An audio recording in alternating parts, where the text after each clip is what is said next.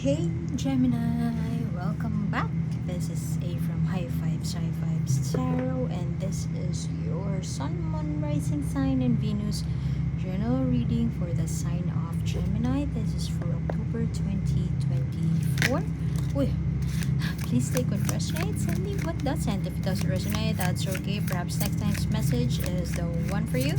But I've always believed in synchronicity, so there must be something in here that you need to hear today. Thank you for being here and welcome back. Thank you for bearing with me. It might have taken me months before I get back to this backlog of English readings. This channel was built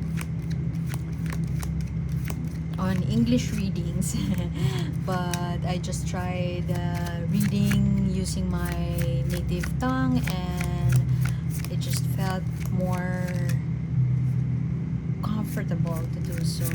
I apologize for not being able to get back to English readings, but I'm trying my best to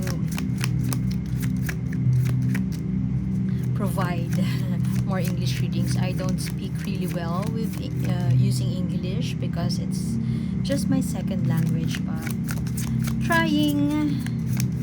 And thank you for sticking around. Okay, Gemini, this is your energy. The samurai, having a bird's eye view of whatever it is that you are planning. You have a very solid plan and you are using your intellect, your reason, logic in making a decision or in planning this. Oh, you feel alone in a journey. You may have gotten through a new job and it's a bigger role, and you're having a hard time perhaps to delegate, to work with your teammates, and essentially you just feel so alone in this journey. If this is a love situation, same energy. Being in a relationship but feeling also alone, look at her. It's almost as if she is invisible in that cage, dimming your light just to fit in, and part of you is just justifying that I just have to do that so that I won't lose my job. I just have to do that so that I won't lose this relationship. And the consequence of that is just you feel alone. You feel unheard. You feel unseen. You are growing roots. Perhaps you are giving way too much, giving much of yourself. But in the long run, you are being depleted. Energy, resources, you're getting burned out. Perhaps you may have a relationship or a work setup that is causing that burnout or it's causing that stress, and perhaps you refuse to think about it because you have a bigger, it doesn't align with the bigger picture, whatever that bigger picture is for you. It's not, I mean, you have that mental fortitude to get past this feelings of being alone. You don't want this feelings of being alone to rule your decision making. Nice. See, you have a female version and a male version of the King of Swords. Right in the middle of that is feeling alone.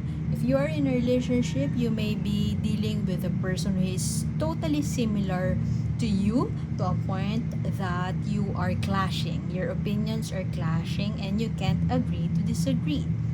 You're having a hard time to negotiate, or you're having a hard time to come up with a plan because this person is just think and feel like you, to a point that your thoughts are no longer secret and they know your plans. They can read you.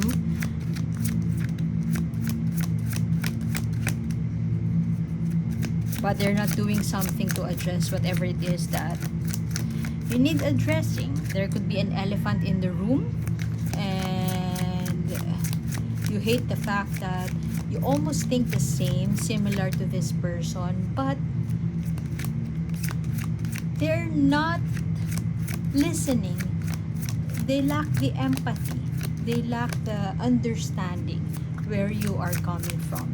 You may think or feel like your partner, but no individual is totally the same as another individual.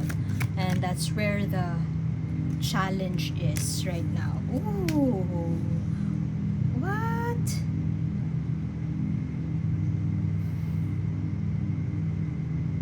You may have married your match, but something is not. Something is quite a hurdle here. Everything is perfect. Perhaps you have just married this person. This is a life well lived, a perfect romantic situation, a perfect love situation. You may be from different backgrounds, but you think and feel alike, and so it's a perfect match. But something is not, as I've mentioned, and what a perfect timing to have this card come up, the Tower. You hold this relationship or this partnership, so you have a tight grip on it. You hold it sacred. You admire the other person, but for some reason, you just feel alone. You don't belong. Perhaps they have from a different social background, social from a different social status, and you're having a hard time to. You have tried fitting in, tried to belong, but it wouldn't take you too long. You are starting to burn out. You're starting to be exhausted. For some of you, you may have relocated. You may have left everything behind just to be with this person. And part of you is thinking that this is just an adjustment period, but another part of you is also thinking that for how long should I endure this? Until when would I be adjusting? Until when should I be dimming my life dimming my light just to fit in? Oh, King of Cups. You are channeling your emotional intelligence. Okay, there's a very extreme scenario I'm seeing here, and of course this may resonate to just one person. You may be cisgender. You may be married to a woman, or if you're a woman, you're married to a man. This is very extreme, and I know maybe nobody will resonate to this, but this is what I'm picking up.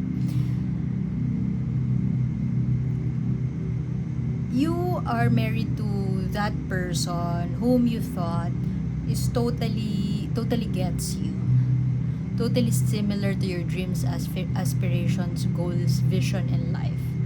And then somebody came along with whom your heart just sparks, your heart just melts, your heart is just giddy, you have those butterflies in your stomach, and so you feel alone. You feel you are not in the right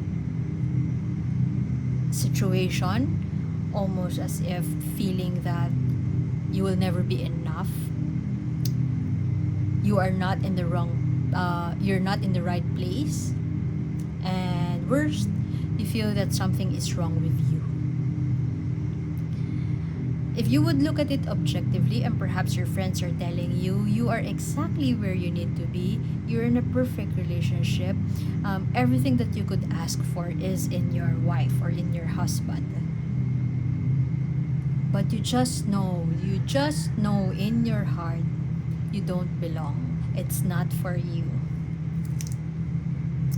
I would like to leave it at that, actually. It's not for you.